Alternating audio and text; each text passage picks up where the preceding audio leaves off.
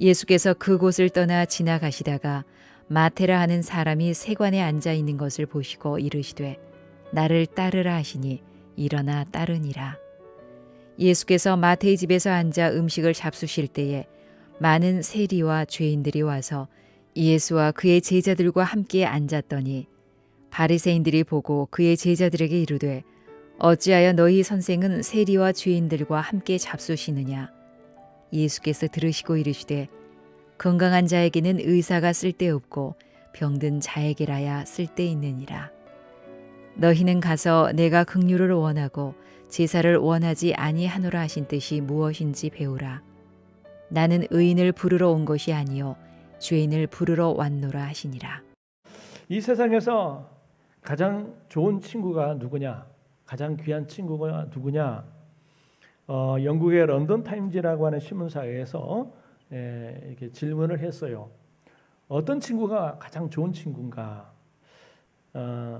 몇 가지 이렇게 답이 나왔는데, 첫째, 모든 사람이 나를 떠날 때 나를 찾아주는 사람이 진정한 친구다. 맞지요? 예, 모든 사람이 나를 떠날지라도 변함없이 나를 찾아주는 사람이 진정한 친구다. 사람 마음이라는 것은 참 변덕이 심해요. 그죠?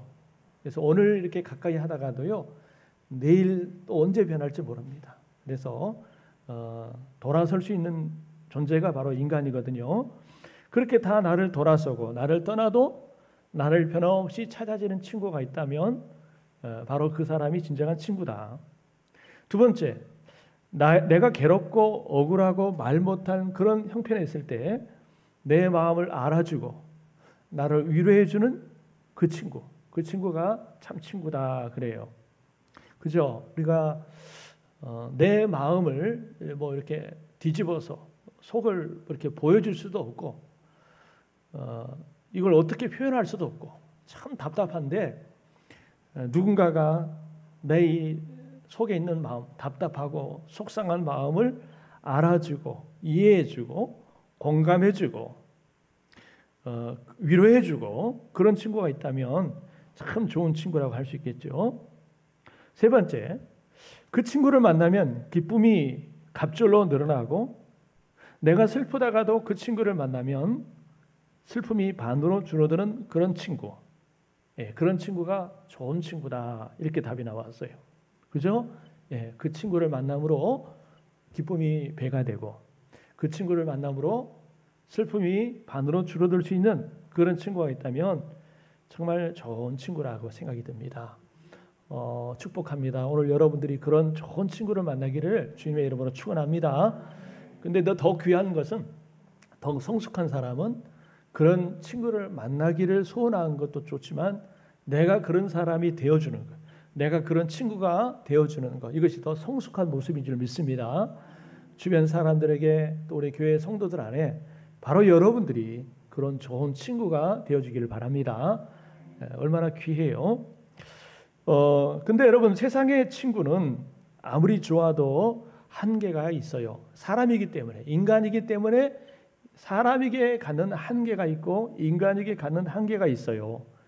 방금 세 가지 좋은 친구의 답을 얘기를 했는데, 그렇게 좋은 친구의 모습으로 있다 할지라도 또 언젠가는 상황이 바뀌고 환경이 바뀌고 그러다 보면은 그런 좋은 친구도 내 곁을 떠날 수가 있다라고 하는 거예요.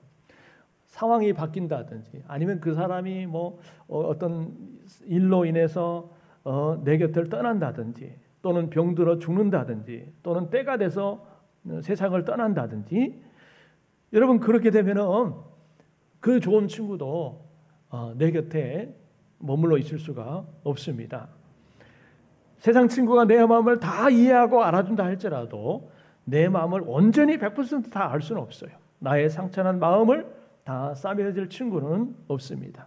기쁨 때 그 친구를 만나면 기쁨이 넘치고 슬픔을 반으로 줄일 수 있는 친구가 있어도 내 기쁨을 계속 영원히 지속될 수 있도록 만들어주고 내 슬픔을 계속 줄여들 수 있는, 없애줄 수 있는 그런 친구는 없습니다. 이것이 인간 친구가 가진 한계예요. 한계입니다. 그런데 오늘 말씀을 보니까 오늘 저와 여러분들에게 정말 그런 좋은 친구가 있다라고 말씀을 해주고 있어요. 여러분 그 친구, 인간의 친구와 비교할 수 없는 참 좋은 친구, 영원한 친구가 있다라고 성경이 소개를 하고 있어요. 여러분 그 친구가 누구일까요? 아멘. 바로 우리 주 예수 그리스도. 그분이 우리의 영원한 참 친구인 줄 믿습니다. 제가 여러분에게 그렇게 하는 것이 아니라 성경에 그렇게 얘기를 하고 있고 무엇보다도 예수님께서 친히 당신께서 친히 그렇게 말씀을 하셨어요. 나는 너의 영원한 친구다. 그러고 보니까 어떤 그 유명한 가수의 그 노래 가락이 떠오르네요. 그죠? 나는 너의 영원한 친구. 그죠? 옛날에 그 윤한기 씨 목사님, 윤복희 그 권사님이 불렀던 그런 노래 기억나죠? 예. 나는 너의 영원한 친구. 근데 사실 그 친구는 일반적인 그냥 세상에서 노래는 친구지만 그 사람이 원래 그 취지는 예수님을 의미하는 거예요. 예수님을 의미하는. 근데 일반 방송에서는 그냥 친구라고 하지만은 원래 그분들이 말하는 친구는 예수님을 의미하는 겁니다. 예수님은 우리의 친구로 오셨어요. 이렇게 말하면 좀 연세가 많이 드시고 전통적으로 신앙생활 하시는 분들은 어디서 그런 경건망동한 말을 하느냐 이렇게 생각할 수도 있습니다만은 그러나 예수님이 친히 그렇게 말씀을 하셨어요. 예수님은 당시 유대 종교 지도자로부터 세리와 죄인의 친구라고 하는 별명을 들었습니다. 한번 살펴볼게요. 자, 누가복음 7장 34절 한번 읽어봅니다. 시작. 인자는 와서 먹고 마시매 너희의 말이 보라 먹기를 탐하고 포도주를 즐기는 사람이요 세리와 죄인의 친구라다 하니. 당시에 예수님을 대적하고 또 멸시하는 이 사람들이 예수님을 가리켜서 뭐라고 말씀했어요? 세리와 죄인의 친구로다 그랬어요. 세리와 죄인의 친구다. 그러니까 예수님의 별명이었죠. 예수님은 정말 당시의 사회적인 약자들, 소외된 자들, 병자들, 죄인들과 같이 친구로 어울리셨어요. 이러한 모습이 당시의 그 유대 종교 지도자들의 눈에는 결코 좋은 모습으로 보여주지가 않았습니다. 그래서 예수님을 비난했죠. 야, 세리와 죄인들의 이제 친구다라고 비난을 했어요. 그러나 예수님은 그들의 친구가 되셔서 그들을 위로하고 그들의 병든 육체를 치료하시고 그들의 상처받은 마음을 위로하시고 싸매 주셨어요. 예수님이 그 일을 위해서 이 땅에 오신 거예요. 또한 요한복음에다 보면은 예수님은 우리의 참 친구가 되신다라고 소개를 하고 있습니다. 한번 읽어볼게요. 자, 우리 요한복음 15장 13, 14 읽습니다. 시작. 사람이 친구를 위하여 자기 목숨을 버리면 이보다 더 큰 사랑이 없나니 너희는 내가 명하는 대로 행하면 곧 나의 친구라. 예수님의 제자들을 바라보면서 야, 사람이 친구를 위하여 자기 목숨을 버리면 이보다 더 큰 사랑이 없나니. 그죠? 내 친구를 위해서 내 목숨을 버릴 수 있다. 정말 좋은 친구, 참 친구죠. 근데 여기서 지금 예수님이 이런 말씀을 하는데 여기서 말하는 친구를 누구를 의미하냐면은 바로 예수님을 말합니다. 우리를 위해서 십자가에서 목숨을 버리신 예수님. 이분이 우리의 참 친구인 줄 믿습니다. 그러면서 내가 명하는 대로 행하면 곧 나의 친구라. 예수님이 제자들을 보면서 너희들이 내 말씀대로 순종하며 살아가면 곧 나의 친구다 라고 말씀을 해주셨습니다. 계속해서 읽어봅니다. 시작. 이제부터는 너희를 종이라 하지 아니하리니 종은 주인이 하는 것을 알지 못함이라. 너희를 친구라 했노라. 내가 내 아버지께 들은 것을 다 너희에게 알게 하였습니다. 예, 너희를 종이라 하지 아니하고 친구라 하라. 여러분 친구 사이는요. 그래도 정말 속에 있는 얘기 대부분 합니다. 우리 엄마 아버지한테 못했던 얘기까지도 친구 사이에는 허물없이 이렇게 얘기하는 사이들이 있잖아요. 친구가 그렇게 좋은 겁니다. 예수님이 우리를 친구라 여겨 주시고 아버지께 들은 것을 다 알려주신다, 알게 해주신다라고 하는 거예요. 그렇습니다. 예수님은 우리의 참 친구로 이 땅에 오셨어요. 그래서 우리를 위해서 십자가에서 목숨을 버려주셨어요. 그리고 여러분, 아무리 좋은 친구라 할지라도 아까 말씀드렸던 것처럼 한계가 있기 때문에 언젠가는 내 곁을 떠날 수가 있어요. 여러분, 중고등학생 때, 초등학생 때, 학창시절에 그렇게 친했던 친구들 있잖아요. 나중에 이제 성인이 되고 사회생활을 하고 세월이 흐르고 나이 먹다 보면은 여러분, 그런 친구들 계속적으로 이렇게 교류하고 관계를 맺으면서 사는 경우들이 사실 드물잖아요. 그렇죠? 다 어디론가 떠나고 이제 관계가 끊어지고 그런 경우들이 많잖아요. 그러나 우리 참 친구 되신 예수님은 세상의 모든 사람이 다 나를 떠나도 나를 떠나지 아니하시고 영원토록 우리와 함께 하시는 그런 영원한 참 친구인 줄 믿습니다. 여러분, 그러니까 믿을 분은 우리 예수님밖에 없는 거예요. 할렐루야. 예, 맞습니다. 주님은 우리의 참 친구로 이 땅에 오셨어요. 오늘 이 말씀 보면은요, 당시 사람들로부터 죄인이라고 손가락질 받았던 세리였던 마태를 찾아오셔서 친구가 되어 주셨던 예수님에 관한 말씀입니다. 예수님은 세리 마태의 참 친구가 되어 주셨어요. 어느 날 예수님께서 세관 앞을 지나가시다가 마태가 세관에 앉은 것을 보십니다. 세관은 요즘으로 말하면 세무서 하면 돼요. 세무서, 세무 일을 감당하는 이 세무서를 지나가다가 마태가 세관에 앉아 있는 것을 보시고 말씀하셨어요. 일어나 나를 따르라 라고 말씀하셨습니다. 그러니까 지금 마태가 세무 공무원으로서 일을 하고 있었다라고 하는 겁니다. 그 마태를 보면서 나를 지금 따르라라고 말씀했어요. 그랬더니 마태가 세관에서 뛰쳐나와서 곧바로 예수님을 따라감으로 예수님의 제자가 되었다라고 하는 거거든요. 이 당시의 세관이란 아주 그 사람들로부터 인식이 안 좋은 곳입니다. 나쁜 곳이에요. 지금의 세무서를 얘기하는 게 아니에요. 하는 일은 비슷하지만 지금 뭐 세무서에서 일하는 사람이 나쁘다 그건 아니잖아요. 근데 당시에는 세관에서 일하는 사람들은 다 아주 그 나쁜 사람들이었어요. 왜 그러냐? 제가 여러 번 이제 몇 번 말씀드렸습니다만은 그 배경을 살펴보면 당시에 그 이스라엘이 로마의 식민 통치에 있잖아요. 그죠? 식민 통치에 있는데 로마에서 자기 식민지 지배국에게 세금을 걷는데 세금을 걷는 일을 감당할 사람을 누구를 사용하느냐? 그 민족, 식민지의 민족을 중에서 사람을 택해 가지고 세금을 걷는 거예요. 그래서 이제 세금을 식민지 백성들에게 착취해 가는데 문제는 정당하게 일정량을 거두면은 문제가 덜하겠죠. 근데 그러지 못했다는 거예요. 예를 들어서 어떤 사람에게 야 세금을 100만 원을 걷어라 라고 얘기했으면 정당하게 100만 원만 거두면 괜찮아요.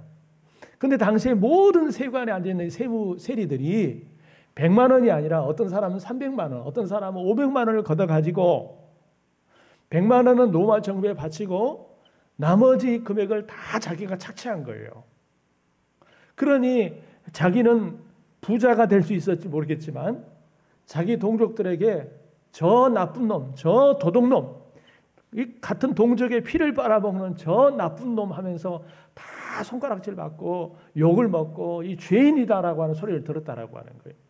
옛날 우리 그 일본 일제 시하에 일본 사람들의 앞잡이 노릇을 했다는 그런 사람들 딱 생각하면 맞을 거예요.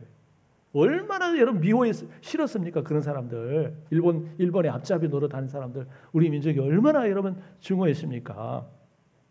이 마태가 바로 그런 사람이었다라고 하는 거예요. 그래서 유대인들이 제일 미워하는 사람이 여러분 세리입니다. 그들은 이런 얘기를 했어요. 산에 가면 곰을 만나지 말고 길거리 지나가다가 세리를 만나지 말라. 그렇게 말할 정도로 세리는 사람들에게 증오의 대상이었습니다. 그런데 예수님이 지나가시다가 마태를 보고 나를 또 주라라고 하셨는데, 이 마태가 세관의 모든 일을 버리고 이제는 예수님의 제자가 됐다는 거예요. 사표 내고 예수님의 제자가 됐다는 거예요. 그러고 보면은 아마도 마태는 예수님을 만나기 전에 예수님에 관한 말씀을 많이 들었던 것 같아요. 본인은 예수를 믿었던 사람도 아니고 예수님을 알았던 사람도 아니고 예수님과는 상관없던 사람이었지만 세관에서 이 일을, 공무원 일을 하면서 예수님에 대한 소문을 많이 들었던 것 같아요. 아, 예수님이 이런 일을 행하고 이런 분이고 라고 하는 그런 소문을 많이 들었던 것 같아요. 그러던 차에 예수님이 오셔가지고 야, 너 나를 따르라 하니까 즉시 그 세간의 일을 내려놓고 예수님을 따랐다라고 하는 겁니다. 참 이걸 보면은 이 듣는다는 게 참 중요한 거예요. 믿음은 들음에서 난다고 그러잖아요. 그죠? 믿음은 들음에서 난다고 그랬어요. 그러니까 우리가 듣는 걸 잘해야 하셔야 돼요. 여러분, 우리가 아무 소리나 듣지 말고 사탄 마귀에 우리 유혹하는 소리 듣지 말고 분별력을 가지고 여러분 오직 예수님의 말씀, 주님의 음성, 양은 목자의 음성을 듣잖아요. 오직 우리의 목자 되신 예수님의 음성을 구별하여 들으시기를 바랍니다. 이 들음으로 믿음이 생겨나는 거예요. 그래서 이제 그 듣고 있었던 찰나에 예수님께서 나를 따라오너라 하니까 그 부귀영화의 자리를 미련 없이 버리고 예수님의 제자의 길을 걸어갑니다. 그리고 그날 밤에 이제 예수님과 당시 동료 세리들, 동료들이죠. 이런 사람들을 다 이렇게 불러다가 잔치를 벌여요. 잔치를 벌입니다. 예수님이 거기 초대를 받아가지고 예수님의 제자들과 예수님이 초대를 받아가지고 그 마태가 베푼 잔치에서 이렇게 먹고 마시는데 이것을 아주 못마땅하게 보고 있었던 사람들이 있었어요. 당시 유대인들, 바리새인들, 예수님을 잘 믿는다고 하는 사람들, 하나님을 잘 믿는다고 하는 사람들, 이런 사람들이 예수님이 죄인들과 함께 먹고 마시고 있는 것을 보면서 아주 못마땅하게 생각을 하면서 저 이 죄인들과 나쁜 놈과 같이 어울린 사람 하면서 생각을 하는 겁니다. 그러면서 바리새인들이 이렇게 얘기를 했어요. 바리새인들이 보고 그 제자들에게 이르되 야, 어찌하여 너희 선생님은 세리와 죄인들과 함께 잡수시느냐라고 하는 거예요. 이 말은 좀 비꼬아서 하는 얘기인데 야, 너네 선생님 거룩하다고 하면서 형편없네. 어떻게 그 죄인들과 함께 어울리고 죄인들과 함께 먹고 마시고 그러냐? 실망이다. 형편없네. 라고 하는 그런 비아냥거리는 말씀입니다. 아마 그런 목소리가 컸는가 봐요. 예수님께서 그 소리를 들으시고 뭐라고 말씀하냐면 여기 보니까 건강한 자에게는 의사가 쓸데없고 병든 자에게라야 쓸데가 있느니라 라고 말씀하셨죠. 그죠? 그러면서 아주 중요한 말씀을 하세요. 나는 의인을 부르러 온 것이 아니라 죄인을 부르러 왔노라. 아주 중요한 말씀하세요. 예수님이 왜 이 땅에 오셨는가? 하늘 영광 보좌를 버리시고 왜 이 땅에 육신의 몸을 비추고 이 땅에 오셨는가? 그 분명한 이유를 말씀해 주고 있습니다. 자, 예수님이 왜 오셨어요? 제가 질문합니다. 예수님이 의인을 위해서 오셨어요? 죄인을 위해서 오셨어요? 예, 예수님이 죄인을 위해서 오셨어요. 이 바리새인이나 유대인의 관점은 만일 메시아가 오신다면 죄인이 아니라 의인을 위해서 와야 돼요. 자신이라고 자기들과 같은 바리새인과 유대인과 같은 의인들을 위해서 와야지 죄인들을 위해서 온다라고 생각하지 않았어요. 그런데 예수님은 뭐라고 말씀하셨어요? 나는 의인을 부르는 것이 아니라 죄인을 부르러 왔노라 라고 말씀하세요. 여러분, 왜 이런 말씀을 하신지 아십니까? 사실은 지금 유대인들, 바리새인들 들으라고 하는 얘기입니다. 왜 그래요? 당시에 바리새인들이나 유대인들은 자칭 의인이라고 새겼어요. 자, 뭐라고요? 자칭 의인. 스스로 우리는 의인이야 라고 생각했다는 거예요. 우리는 죄인하고는 전혀 상관없는 자칭 의인이다 라고 생각했다는 거예요. 여러분, 세상에는요, 자칭 의인이라 하는 죄인이 있고 자칭 죄인이라 하는 의인이 있어요. 자, 이거 잘 들어보세요. 구별하셔야 돼요. 자칭 의인이라고 하는 죄인이 있고 자칭 죄인이라 하는 의인이 있어요. 여러분, 예수님은 누구를 좋아하실까요? 자칭 의인이라고 하는 사람을 좋아하실까요? 자칭 죄인이라고 하는 사람을 좋아할까요? 자칭 죄인이라고 하는 사람을 좋아하세요. 자칭 의인이라고 하는 사람들, 당시의 바리새인들은 자칭 의인이라고 생각을 했어요. 우리는 의롭다. 우리는, 여러분, 바리새인이라는 뜻이 뭐냐면은, 바리새라는 뜻의 원어가 뭐냐면 구별되다, 그런 뜻입니다. 그러니까 자기들 스스로가 우리는 이방인들과 다른 사람과 우리는 구별된 사람들이야, 차원이 다른 사람들이야, 우리는 의인들이야, 거룩한 사람들이야 라고 자기들 스스로가 그렇게 생각해서 바리새인이 그랬어요. 그러니까 자기들 외에는 다 죄인들이에요. 자기들이만 의인이고 나머지는 다 죄인이에요.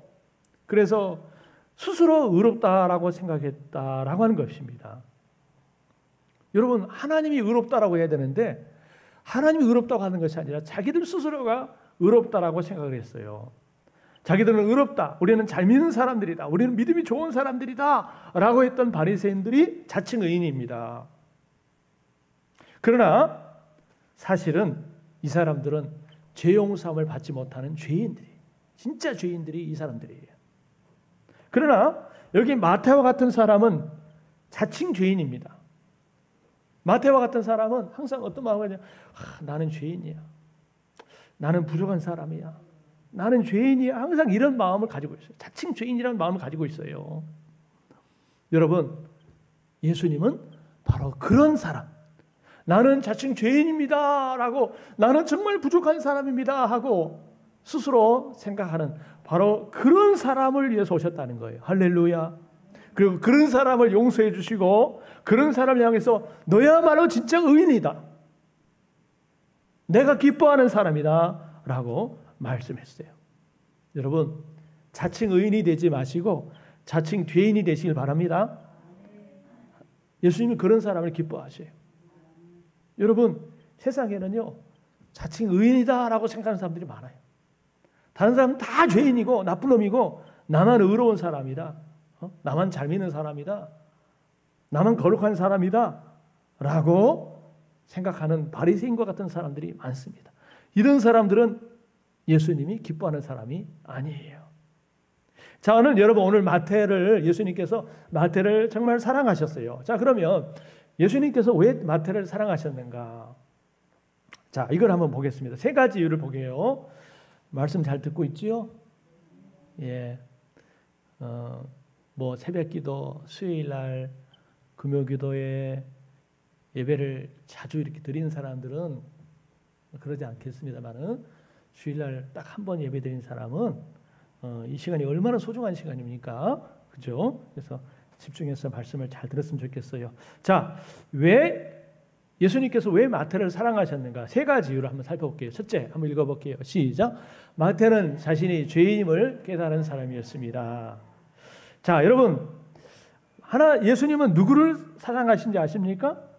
바로 마태처럼 자칭 죄인임을 인정하는 사람. 나는 죄인입니다, 나는 부족한 사람입니다, 나는 하나님 앞에 연약한 존재입니다, 나는 하나님 앞에 감히 설 수 없는 죄인입니다 라고 하는 사실을 깨닫는 사람을 우리 예수님은 사랑하신 줄 믿으시길 바랍니다. 여러분, 하나님을 믿는 사람이건 믿지 않는 사람이 간에 나는 정말 똑똑한 사람이야, 나는 잘난 사람이야, 나는 다른 사람과 다른 사람이야 라고 여기고 다른 사람을 멸시하는 사람은, 이 사람은 인격적으로 덜 된 사람이에요. 이 사람은 인격적으로 아주 미성숙한 사람이에요. 그죠? 주변에 그런 사람들을 보면은 우리가 흔히 세상에서 쓰는 말로 무슨 맛이라고 그러죠? 누가 그랬어요 방금? 예? 어디서 밥맛 소리가 들렸는데, 그런 사람 보면 저 사람 밥맛이야, 그러잖아요. 막 잘난 체하고 막 자기는 막 똑똑한 체하고 아는 체하고 그런 사람들 보면 아유 저 반만시야 라고 사람들 싫어하잖아요. 같이 있고 싶지 않잖아요. 그래 안 그래요? 그러죠. 이거 모든 사람이 다 그러거든요. 여러분 하나님을 믿고 안 믿고를 떠나서 정말 잘난 체 하는 사람, 자기만 똑똑한 체 하는 사람은요 덜 미성숙한 사람이에요. 그러나 성숙한 사람은 아주 겸손합니다. 나는 부족합니다. 나는 흠이 많은 사람입니다. 나는 모르는 게 많은 사람입니다. 하면서 자신의 부족함을 인정하고 다른 사람으로부터 배우려고 하는 사람이 성숙한 사람이거든요. 여러분 가을철이 되면은 들판에 나는 벼도 우리가 흔히 여는 것처럼 잘 익은 알곡이 가득 찬 벼는 고개를 숙입니다. 근데 벼가 아니고 그 쭉정이 있잖아요. 시골 말로 피라고 그래요. 피. 쭉정이는요 얼마나 꼿꼿이 서 있는지 몰라요. 보셨죠, 여러분? 예, 저는 시골에 자라가지고 잘 아는데 피, 쭉정이는요 벼보다 키도 큰데 빳빳이 서 있습니다. 얼마나 근데 이건 아무 쓸모도 없는 거거든요. 교만한 사람들은 그래요. 그냥 고개를 빳빳이 들고 아주 대단한 것처럼 서 있는데 사실 추수할 때가 되면은요 쭉정이는 아무 쓸모가 없는 거예요. 얼른 베어가지고 불쏘시개밖에 안 되는 거거든요. 예, 여러분 사람도 그렇다면은 하나님께서도 마찬가지예요. 우리 예수님이 기뻐하는 사람은 뭐 세상에 교양 있는 사람, 지혜가 있는 사람, 좋은 가문에 있는 사람, 똑똑한 사람을 보시는 것이 아니라 여러분 나는 죄인입니다. 나는 부족한 사람입니다. 라고 스스로 인정하는 그 사람을 찾으시는 줄 믿으시길 바랍니다. 오늘 말씀에 한번 읽어봐요. 9장 읽어봅니다. 시작. 나는 의인을 부르러 온 것이 아니요 죄인을 부르러 왔노라 하시니. 자칭 의인이라고 하는 사람은 예수님과 상관없는 사람들이. 그러나 나는 부족합니다. 그러기에 하나님 은혜가 필요합니다. 하나님의 사랑이 필요합니다. 바로 그런 사람을 위해서 예수님이 오셨고 또 그런 사람에게 예수님의 은혜가 임하는 줄 믿으시길 바랍니다. 여러분 마태는 그것을 깨달은 사람이에요. 그래서 그가 예수님의 제자가 되고 나중에 하나님의 은혜로 성경을 기록을 하죠. 그 성경이 무슨 복음? 마태복음. 마태가 기록했으니까 마태복음이라고 그러죠. 그런데 여러분 자기가 이 마태복음을 쓸 때에 여러분 우리 같으면은 그냥 예수님의 제자 마태, 사도 마태 뭐 이렇게 쓸 것 같아요. 근데 자기가 마태복음을 기록하면서 뭐라고 앞에다가 붙인지 아세요? 여러분 세리 마태 이렇게 쓰는 거예요. 세리 마태. 여러분 자기가 기록하니까 자기의 부끄러운 과거를 뺄 수 있는 거잖아요. 그런데 마태는 마태복음을 읽어보면은 자기를 소개할 때마다 항상 앞에다가 세리라고 하는 것을 붙입니다. 이 무슨 뜻이냐면은 나는 과거에 이 세리로서 아주 그 죄인이었고 아주 못된 놈이었는데 예수님을 만나고부터 예수님의 그 부르심으로 인해서 내가 하나님의 은혜로 내가 이렇게 이제는 예수님의 제자가 되었습니다. 라고 하는 그런 의미가 여기 가운데 들어있는 거예요. 여러분 하나님은 그런 사람을 기뻐하시고 그런 사람을 사랑하는 줄 믿으시길 바랍니다. 여러분 오늘날 우리가 하나님 앞에 정말 나는 죄인입니다. 나는 부족한 사람입니다. 나는 허물이 많은 사람입니다. 그러므로 내가 주님을 더욱더 의지합니다. 주님의 은혜가 필요하고 주님의 도우심이 필요합니다. 바로 그런 고백과 그런 인정을 하는 사람을 예수님이 사랑하신 줄 믿으시길 바랍니다. 반대의 경우라고 한다면요, 그냥 나는 똑똑하고 아는 것도 많고 경험이 많기 때문에 뭐 하나님의 도움이고 뭐고 필요도 없습니다. 이런 사람은 뭘 안 하냐면 기도하지 않아요. 아니 자기가 잘났다고 하는 사람, 자기가 능력 있다고 하는 사람이 기도하겠습니까? 내가 뭐하러 기도해? 나는 내 힘으로도 내 능력으로도 내 지혜로도 얼마든지 헤쳐나갈 수 있고 얼마든지 할 수 있는데 내가 뭐하라고 하나님 앞에 기도해? 하나님의 도우심을 도와달라고 해? 이렇게 행한다는 거예요. 이건 교만한 거예요. 교만한 거예요. 교만한 사람은요, 자칭 의라고 하는 사람은 하나님을 의지하지 않습니다. 그렇기 때문에 하나님 앞에 기도하지 않습니다. 말씀을 읽지 않습니다. 말씀에 순종하지 않습니다. 자기 마음대로 자기 주관대로 살아가는 거예요. 이 교만한 사람이에요. 여러분, 사람이 똑똑하면 얼마나 똑똑하겠어요. 물론 사람들 간에는 비교할 수 있지만은, 그러나 하나님 앞에서 보면은 티끌과 같은 존재인데, 여러분, 그 똑똑함은, 그 잘남이 얼마나 하나님 앞에서 드러나겠어요. 여러분, 예수님은 마태처럼 나는 죄인입니다, 나는 부족한 사람입니다, 이렇게 자칭 죄인이라고 인정하는 바로 그런 사람을 위해서 오시고, 그런 사람을 예수님이 사랑하신 줄 믿습니다. 오늘 저와 여러분들이 그런 분들 되기를 주님의 이름으로 축원합니다. 그 다음에 두 번째 읽어봅시다. 시작. 마태는 예수님의 부르심 앞에 예, 아멘 하면서 즉각적으로 순종하며 따라가는 사람이었어요. 여러분, 우리가 먼저 예수님 앞에 나오는 자세가 필요합니다. 여기 보니까 마태가 예수님이 부르자마자 예수님을 이렇게 따랐다고 그랬잖아요.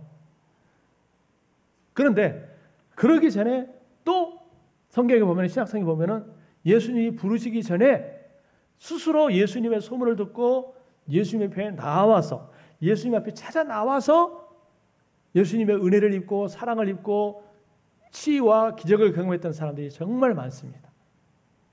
대표적으로 당시에 병자들, 소경들, 혈루병 걸린 사람들, 손 마른 사람들, 안진뱅이들, 이런 사람들, 병자들, 그리고 또 사회적으로 막 그 죄인들이라고 여김을 받았던 사람들, 이런 사람들이요, 예수의 소문을 듣고 예수님께 나왔어요. 예수님의 도우심을 구하라고, 예수님의 은혜를 구하라고 적극적으로 막 찾아 나왔어요. 그랬을 때 예수님께서 그들을 외면하지 아니하시고, 여러분, 그들의 문제를 해결해 주시고, 그들에게 은혜를 베풀어 주시고, 여러분, 그들에게 그들의 문제를, 그들의 병을, 그들의 상처를 싸매 주시고 치유해 주신 줄 믿습니다. 그래서 예수님이 사랑하는 사람은 이렇게 자발적으로 예수님께 찾아 나오는 사람, 예수님 앞에 나오는 사람, 예수님을 찾는 사람, 그런 사람을 예수님이 사랑하는 줄 믿습니다. 여러분, 우리가 그런 분들 되시길 바랍니다. 어떤 힘든 일이 있고 어떤 일이 있을 때라도 예수님을 가장 먼저 찾는 그런 분들이 됐으면 좋겠습니다. 그리고 더 나아가서 또 예수님이 나를 따라오너라 그러면 아멘 하면서 예수님을 적극적으로 따라가는 그런 사람들이 돼야 돼요. 마태가 바로 그런 사람이었습니다. 자, 여러분 9절 보세요. 여기 보니까 예수께서 그걸 지나가다가 마태라고 하는 사람이 세간에 앉아있는 것을 보시고 나를 따르라 하시니 일어나 따르니라 그랬어요. 여러분, 우리가 그냥 이 말씀만 보니까 뭐 그냥 따라하나 보다 하고 싶지만, 말이 쉽지 이거 따르는 게 절대로 쉬운 게 아니에요. 왜? 여러분, 비록 세관에 앉아있던 세리가 세리 공무원 일을 하면서 사람들로부터 나쁜 소리는 듣지만 그 자리는 어떤 자리냐면요, 모든 여러분 부귀영화를 누리는 자리입니다. 그죠? 내가 가만히 앉아만 있어도 여러분 돈을 긁어 모을 수 있는 자리가 바로 그 자리란 말이에요. 그죠? 비록 손가락질은 받지만 그 자리, 자기가 그 자리를 지키고 있으면 어쨌든 부와 명예는 정말 누릴 수 있는 그런 사람 아닙니까? 그런데 야, 너 나 따라와 그러니까 그 자리를 미련 없이 버리고 예수님을 따라간다는 것은 여러분 말이 쉽지 쉬운 결단 아니에요. 여러분의 입장 바꾸는 생각해 보세요. 여러분들이 그렇게 떼돈 벌고 있는데 가만히 자리만 지키고 있어도 여러분 평생 잘 먹고 잘 살 수 있는데, 야, 그거 내려놓고 따라와 그러면 선뜻 따라갈 사람이 몇 명이나 있겠어요? 쉬운 게 아니라 그 말이에요. 그런데 마태는 나를 따르라 하는 이 말씀이 듣고 즉각적으로 여러분 그걸 예수님을 내려놓고 예수님을 따르는 사람이 됐다라고 하는 거예요. 여러분, 예수님이 나를 따라오너라 할 때 예수님을 즉각적으로 따르는 사람이 되어야 될 줄 믿습니다.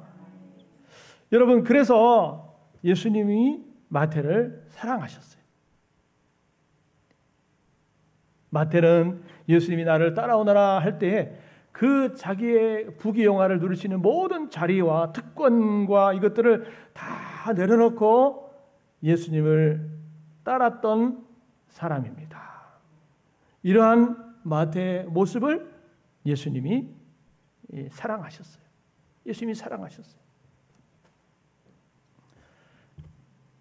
예수님이 보시기에 이 마태는요, 사실은 세상적으로는 잘 먹고 잘 사는 부귀영화를 누리는 사람일지 모르겠지만은 사실 영적으로는 환자였어요. 병자였어요.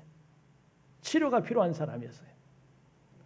그래서 예수님이 이 마태를 찾아가셨는데, 여러분 여기 보니까 건강한 자에게는 의사가 쓸데없고 병든 자에게 쓸데있다 그랬잖아요. 여기서 병든 자가 누구냐면은 마태입니다.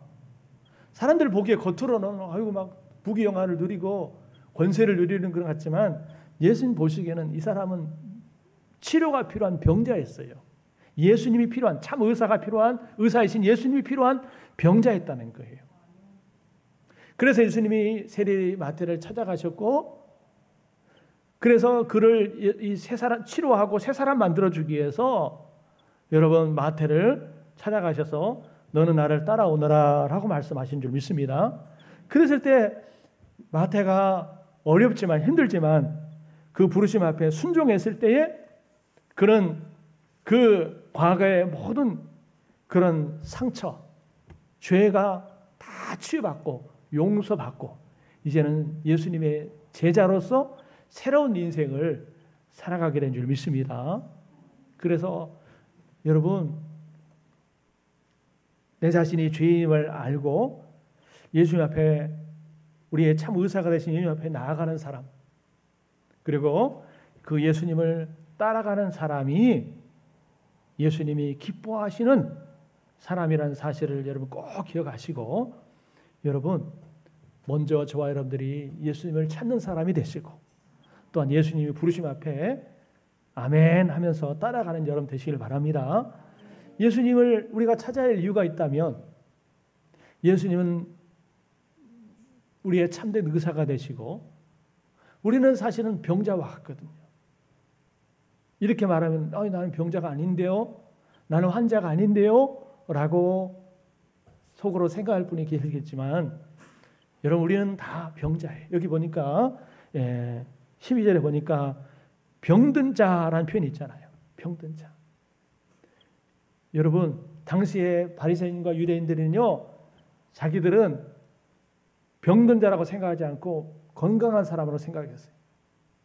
우리는 건강한 사람이야. 건강한 사람이 의사를 찾아야 안 찾아요? 병원을 찾아야 안 찾아요? 안 찾죠. 당연히. 건강한 사람이 뭐하러 병원을 찾고 의사를 찾겠습니까? 아픈 사람이 찾는 거죠. 그러니까 유대인들은 우리는 건강한 사람이니까 예수님이 무슨 필요가 있어? 예수님이 무슨 찾을 필요가 뭐가 있어? 이런 마음을 가지고 있었어요. 예수님은 이런 사람을 기뻐하지 않았어요. 여러분, 예수님은 병자를 위해서 오셨어요. 우리가 나는 병자입니다. 육신적으로 뿐만 아니라 나는 영적으로나 여러 모양으로 아픈 사람입니다. 상처가 있는 사람입니다. 치료가 필요한 사람입니다. 고침을 받아야 될 존재입니다. 새롭게 돼야 될 존재입니다. 이것을 인정하고 참된 의사가 되신 예수님을 찾고 예수님을 따라가는 사람, 바로 그 사람이 예수님의 사랑을 받기에 합당한 사람임을 꼭 기억하시길 바랍니다. 마태가 바로 그런 사람이었어요. 그 다음에 이제 마지막 세 번째 한번 읽어볼게요. 시작. 마태는 믿음이 갈수록 성장한 사람이었습니다. 갈수록 처음에는 없었지만 믿음이 생겼다가 갈수록 믿음이 성장한 사람이었다라고 하는 거예요. 처음의 시작은 사람들로부터 손가락질을 받는 세리부터 시작됩니다. 그죠? 아까도 말씀드렸지만 당시 세리는 아주 나쁜 놈이라고 그랬잖아요. 공인된 죄인인 세리였어요. 아주 형편없었어요. 자기 민족의 피를 빨아먹는 나쁜 놈이었어요.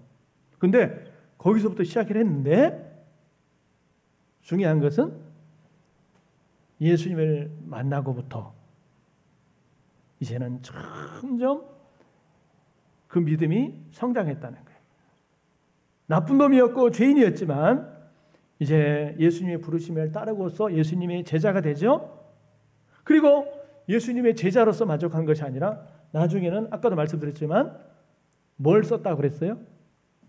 뭘 썼다고 그랬습니까? 그냥 성경이 아니라 무슨 서? 마태복음. 여러분, 예수님이 제자라고 해서 다 예수님이 제자들이 다 성경 쓴 게 아닙니다. 근데 마태는 우리가 읽는 이 마태복음을 마태가 기록했으니까 마태복음이라고 그런 거 아닙니까? 그러니까 예수님의 죄인이었던 사람이, 손가락질 받던 사람이 이제는 예수님이 제자가 되었고, 거기서 끝나지 않고 이제는 지금 오늘 우리가 읽는 이 마태복음을 기록할 수 있을 정도의 기록하는 그런 훌륭한 제자가 되었다라고 하는 것입니다. 이 말은 마태의 믿음이 점점 성숙해졌다, 나아져 갔다라고 하는 거예요. 할렐루야. 여러분, 예수님이 어떤 사람을 기뻐하실까요? 처음에는 믿음이 작았지만 점점 믿음이 성장할 때에 바로 그런 사람을 기뻐하신 줄 믿으시길 바랍니다. 이건 너무나 상식적인 것이잖아요. 예를 들어서 우리가 부모가 자식을 낳아서 기른다고 생각할 때 이 어린아이, 저기 뒤에도 사무실에도 이한이가 있지만 이 이제 뭐 신생아들 또 어린아이들은 말 그대로 어린아이다 보니까 이 생각하는 것이나 행동하는 것이나 이 모든 것이 어려워요. 철이 없습니다. 성숙하지 못합니다. 미숙합니다. 그게 어린아이예요. 그죠? 근데 그 모습도 이쁘고 사랑스러운 거예요. 그죠? 뭐 오줌 싸고 똥 싸고 뭐 흘리고 뭐 이 모습도 다 아기 때는 다 이쁜 거예요. 사랑스러운 거예요. 그죠? 예. 근데 여러분 이제 세월이 흘러가지고 이제는 유치원 갈 때가 되고 초등학생이 돼갖고 이제 중학생이 되고 고등학생이 되고 대학생이 됐는데도 불구하고 그 어릴 때 그 모습을 그대로 한다면 여전히 그 모습을 보면서 흐뭇하게 미소 지으면서 기뻐할 부모가 어디 있겠어요? 얼마나 속이 타겠습니까? 얼마나 속이 아프겠어요? 얼마나 근심거리가 되겠어요? 야, 우리 자식에게 뭐가 문제가 있는 거야. 뭐가 문제가 있는 거야. 분명히 이거 문제가 있는 거야. 이거 어떻게 하지? 그러지 않겠습니까? 근데 여러분 이렇게 갈수록 육체도 성장할 뿐만 아니라 지혜나 생각하지나 행동하는 것이 모든 것이 이제 성숙해가고 철이 들고 그러면은 흐뭇하고 기쁘잖아요. 하나님도 마찬가지예요. 하나님께서도 우리 하나님의 자녀들, 우리 성도들을 볼 때에 여러분 믿음의 연수가 되어 갈수록 그 사람의 믿음이 더욱더 성장하고 성숙할 때 하나님이 기뻐하시는데 여러분 믿음의 연수가 오래됐는데도 불구하고 여전히 영적으로 신앙적으로 믿음이 성숙하지 못하고 영적으로 어린아이 같고 철이 들지 못했다고 한다면 얼마나 여러분 근심거리가 되겠어요. 기쁨이 되지 못하고 근심거리가 되지 않겠습니까? 여러분 오늘 저와 여러분들이요 신앙의 연륜이 되어갈수록 여러분의 믿음도 더욱더 성장하고 성숙해서 정말 하나님 마음을 흐뭇하게 하시고 하나님 마음을 기쁘게 드리는 여러분 되시길 바랍니다. 할렐루야. 하나님 마음도 똑같은 거예요. 그래서 여러분 어제와는 다른 올해가 돼야 되잖아요. 작년과는 다른 올해가 돼야 되잖아요. 아멘이십니까? 2년 전, 5년 전의 모습과는 다른 오늘 나의 모습이 돼야 되지 않습니까? 그래야 하나님이 기뻐하지 않겠어요. 그러지 않으면 제자리 걸음하고 있거나 후퇴하고 있으면 하나님의 근심이 되는 거예요. 하나님의 근심이 되는 사람에게 어떻게 하나님의 복이 내리겠습니까? 여러분 다른 사람에게 이거 하는 다른 사람 들으라고 하는 소리라고 하지 말고 여러분 지금 나 들으라고 하는 소리구나 이렇게 들으세요. 아멘. 지금 하나님이 나를 보고 하는 얘기구나. 그렇게 들으셔야 돼요.